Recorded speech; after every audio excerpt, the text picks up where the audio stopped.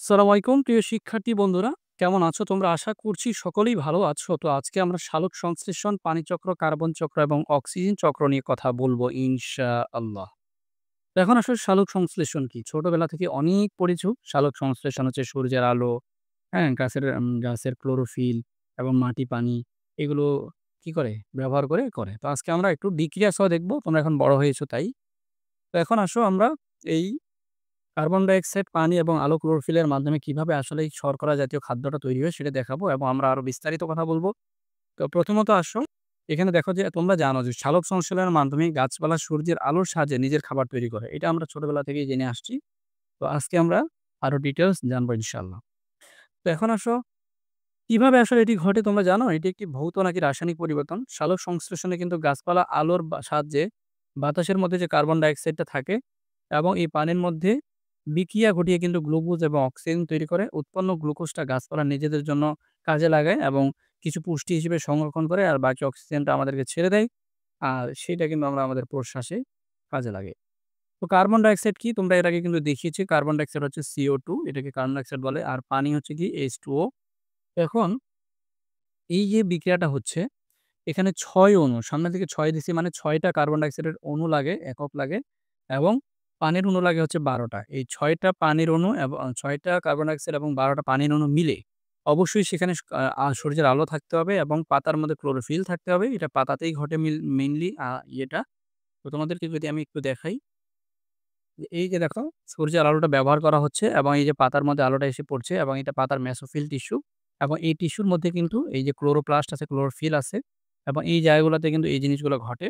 আরেকটি দেখো, এই যে পাতার মধ্যে কিন্তু ছিদ্র আছে। এই যে দেখছো পাতার মধ্যে এটা একটা ছিদ্র। তো এটা এই যে এটা ছিদ্র, এটাকে একটু বড় করে দেখালাম, এটাকে আরেকটু বড় করে দেখালাম। আর এটা হচ্ছে মেইন স্টোমাটা বলা হয়, এটাকে পত্ররন্ধ্র। এর মাধ্যমে মেইনলি বাতাস থেকে কার্বন ডাই অক্সাইডটা গাছের ভিতরে ঢোকে। আর সূর্য থেকে আলোটা নেয়। পাতার মধ্যে ক্লোরোফিল আছে। সূর্য থেকে আলো, পাতায় ক্লোরোফিল আছে, কার্বন ডাইঅক্সাইড পরিবেশ থেকে নিচ্ছে আর পানি শেকড় থেকে নিচ্ছে। পানি কই থেকে নিচ্ছে? শেকড় থেকে। এবং এভাবেই কিন্তু এখানে গ্লুকোজ উৎপন্ন হয় এবং কি অক্সিজেন উৎপন্ন হয়। এই গ্লুকোজের সংকটটা মনে রাখবা C6H12O6, এটা হচ্ছে গ্লুকোজের সংকেত। আর অক্সিজেনটা হচ্ছে কি O2। তাহলে এভাবেই মূলত আমাদেরকে কিন্তু সালোক সংশ্লেষণ বিক্রিয়াটা মুখস্থ করতে হবে। তোমাদের এটা লিখতে হবে না। তুমি বাংলাগুলাই লিখবে। তবে তুমি বুঝতে পেরেছো কিনা আমাকে একটু কমেন্টে অবশ্যই জানাও। প্রিয় শিক্ষার্থী বন্ধুরা, তাহলে দেখা যাচ্ছে যে সালোক সংশ্লেষণে উৎপন্ন যে পদার্থ গ্লুকোজ এবং অক্সিজেন, বিক্রিয়ক পদার্থ কি ছিল? এই ২ টা। এটাকে বলে বিক্রিয়ক আর এই পাশের গুলোকে বলে উৎপাদ। তো বিক্রিয়ক পদার্থ এবং বিক্রিয়ক পদার্থ এবং কার্বন ডাইঅক্সাইড থেকে সম্পূর্ণ কিন্তু এটা আলাদা। সম্পূর্ণ এটা আলাদা। তো সেই কারণে এটি একটি রাসায়নিক পরিবর্তন বা একটি ভৌত পরিবর্তন নয়। এটি একটি রাসায়নিক পরিবর্তন, এটা ভৌত পরিবর্তন নয়। যেহেতু এটার পরিবর্তন হয়ে গেছে, তাই এটা রাসায়নিক পরিবর্তন। কি পরিবর্তন? রাসায়নিক পরিবর্তন। তাহলে ক্লিয়ার? তো সালোক সংশ্লেষণকে কেন রাসায়নিক পরিবর্তন বলা যায়? তোমরা ব্যাখ্যা করতে পারবে কিনা? আর সালোক সংশ্লেষণ বিক্রিয়াটা যদি লিখতে বলে পারবে কিনা? কি বিক্রিয়া করে হয় সেটা পারবে কিনা? আশা করি পারবে। এখন আমরা পানি চক্র নিয়ে আলোচনা করব ইনশাআল্লাহ। তো তোমরা জানো যে পানি নানা উৎস থেকে কি পাওয়া যায়? যেমন বৃষ্টি থেকে আমাদের যে প্রচুর পানি উৎপন্ন হয়, পাওয়া যায়। বর্ষাকালে বন্যার পানিতে দেশের নানা জায়গায় ডুবে যায়। আচ্ছা বলো তো দেখি, বন্যার পানি কোথা থেকে আসে? বর্ষা শেষে আবার কোথায় চলে যায়? পরের বছর আবার কোথা থেকে বন্যার পানি চলে আসে? তো পৃথিবীতে পানি তার এক উৎস থেকে অন্য উৎসে চক্রাকারে ঘুরে। একটা উৎস থেকে আরেকটা উৎসে চক্রাকারে ঘুরে। তো বৃষ্টি কিভাবে হয় তা তোমরা কিন্তু জানো। সূর্যতাপ ভূপৃষ্ঠের অর্থাৎ পুকুর, খাল, বিল, নদী ও সমুদ্রের পানিকে জলীয় বাষ্পে পরিণত করে। জলীয় বাষ্প বায়ুমণ্ডলের উপরের দিকে উঠে এবং উপরের দিকে তাপমাত্রা কম থাকায় জলীয় বাষ্প ঠান্ডা হয়ে ক্ষুদ্র পানিকণায় পরিণত হয়। তো ক্ষুদ্র পানিকণা একত্র হয়ে আকাশে মেঘ হিসেবে ঘুরে বেড়ায়। আকাশে মেঘ হিসেবে ঘুরে বেড়ায়। মেঘের পানিকণাগুলো একত্রিত হয়ে আকারে বড় এবং বৃষ্টিরূপে মাটিতে পড়ে। তো মেঘের পানিকণাগুলো খুব বেশি ঠান্ডা হয়ে গেলে বরফে পরিণত হয় এবং শিলাবৃষ্টি হিসেবে পৃথিবীতে নেমে আসে। এটা আমি আমার ভাষায় যদি সহজ করে বলি, মেইনলি হচ্ছে যখন আমরা আ সূর্য তাপে কি হয়? পানিগুলো আস্তে ফুটতে আকাশের দিকে উঠে যায়। উঠে গিয়ে আকাশে একটা স্তরে যাইয়া মেঘ হিসেবে এটা ঠান্ডা হয়ে কি হয়? জমা হয়। ঠিক আছে? প্রথমত এটা ঠান্ডা হয়ে গিয়ে মেঘ হিসেবে এটা জমা হয়। আস্তে ধীরে এটা শিলায় পরিণত হয়। একদম পাথরের মতো হয়ে যায়। ঠিক আছে? আচ্ছা, আর এই তখন কখনো এই বরফগুলো যখন পৃথিবীতে আবার ভেঙে পড়ে তখন এটাকেই আমরা বৃষ্টির সাথে যখন এই বরফগুলো ভেঙে পড়ে তখন এটাকে আমরা শিলাবৃষ্টি বলি। আচ্ছা। তো বৃষ্টির পানি গড়িয়ে নদী পানির সাথে মিশে যায়। তো নদীর পানি প্রবাহিত আবার সমুদ্রের পানিতে যায়। এভাবে ভূপৃষ্ঠের পানি থেকে জলীয় বাষ্প এবং জলীয় বাষ্প থেকে মেঘ এবং মেঘ থেকে বৃষ্টি হিসেবে পানি আবার ভূপৃষ্ঠে চলে আসে। অর্থাৎ চক্রাকারে ঘুরে। তো বৃষ্টির পানি গড়িয়ে নদী, নদী থেকে সবশেষে সমুদ্র এভাবে আবার চক্রাকারে ঘুরে আসাকে পানিচক্র বলে। তাহলে আমরা যদি বলি পানিচক্র কাকে বলে? সহজ ভাষায় দিয়ে আমরা কি বলতে পারি? আচ্ছা, প্রথমত আমরা বলতে পারি যে ভূপৃষ্ঠের পানি বাষ্পীভূত হয়ে হুম? কি হয়?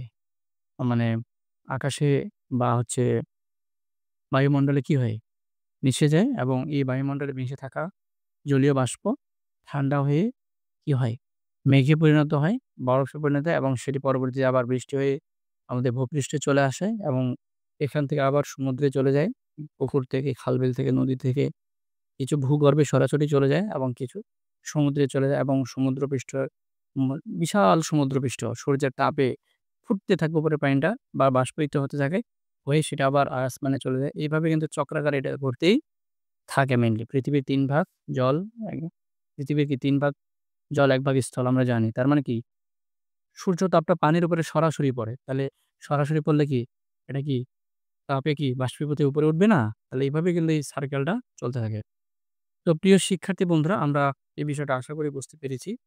তো বায়ু প্রবাহের কারণে এই জলীয় বাষ্পগুলো মেঘরূপে উড়ে গিয়ে পর্বতের চূড়ায় তখন পৌঁছায় এবং সেখানে মেঘের সাথে পানিকণা ঠান্ডায় বরফে পরিণত হয় এবং এই বরফটা গ্রীষ্মকালে সূর্যের তাপে গলে পানি থেকে পানি হয়ে পাহাড়ের গা বেয়ে আবার নেমে আসে। এভাবেই ছোট পাহাড় এবং পাহাড়ি নদীগুলার উৎপত্তি হয়।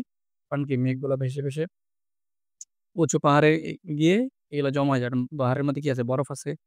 ঠান্ডা। এখন যদি আমার কথা শুনিও, এখানে আমরা যখন একটা ঠান্ডা বরফ রাখি, মানে বরফযুক্ত গ্লাস রাখি, তখন সাইডটা ভিজে যায় না?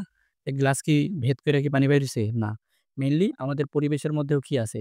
বাতাস আছে এবং এই বাতাসের মধ্যে কি জলীয় বাষ্প আছে। অর্থাৎ H2O টা জলীয় বাষ্প হিসেবে বাতাসের মধ্যে আছে। তখন এটা ঠান্ডায় পানি হয়ে গেছে। ঠান্ডায় কি হয়ে গেছে? পানি। তো এই যে বায়ুমণ্ডলে থাকা যে জলীয় বাষ্পগুলো আছে, তো তো পাহাড়ের চূড়ায় তো বরফ থাকেই। তো এই বরফের সাথে যখন এই বাতাসটা যখন যায় তখন সে প্রথমত পানি ধীরে বরফে পরিণত হয়ে যায়। অনেক লো টেম্পারেচার এর কারণে। বুঝতে পারো নাই মনে হয়। খুব সহজ করে যদি বলি যে আমাদের পরিবেশের মধ্যে বাতাসের মধ্যে কি আছে? জলীয় বাষ্প আছে। মানে কি H2O আছে। হ্যাঁ? এখন হিমালয় পর্বত এটাতে কি আগে থেকে কি বরফ আছে কিনা? এই জলীয় বাষ্পটা কোথায় আছে? বাতাসের মধ্যে আছে কিনা? তো এর সাথে জড়িত যে বাতাসটা আশেপাশের বাতাসটা আছে, তখন এটা ধীরে যখন এটার সাথে কানেক্টেড হতে থাকবে, তখন এটা তো তখন হাওয়া হিসেবে আছে। তখন যখন এটার সাথে মিশবে, আস্তে গ্লাসের চারপাশে যেমন পানি জমে, তো এখানে পানি হিসেবে জমবে কিনা? হ্যাঁ? পানি হিসেবে যদি জমে, তখন এই পানিটা এটা তো বরফ। তো এটার সাথে পানিটা আস্তে বরফে পরিণত হবে কিনা? তাহলে এভাবেই কি পাহাড়ে বরফ জমে। বুঝা গেছে? এভাবেই পাহাড়ে বরফ জমে। আচ্ছা, এখন যখন গ্রীষ্মকাল আসে তখন অনেক গরম। তাহলে এই পাহাড়ের বরফগুলো গলে কিনা? গলে আস্তে আবার কি পানি তৈরি হয় কিনা? তখন এই পানিটা দিয়ে আসলে কি নদী তৈরি হয়। মানে নদীর পানির যোগানটা আসলে এই পাহাড় থেকে হয়। তাহলে কিভাবে পাহাড় থেকে নদীর উৎপত্তি হয় বুঝতে পারছো?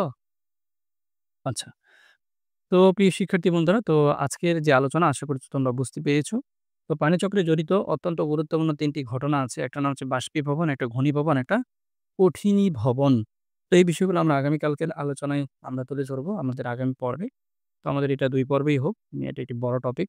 তো দেখা হবে পরবর্তী পর্বে। সে পর্যন্ত আল্লাহ ভালো রাখুক। আসসালামু আলাইকুম।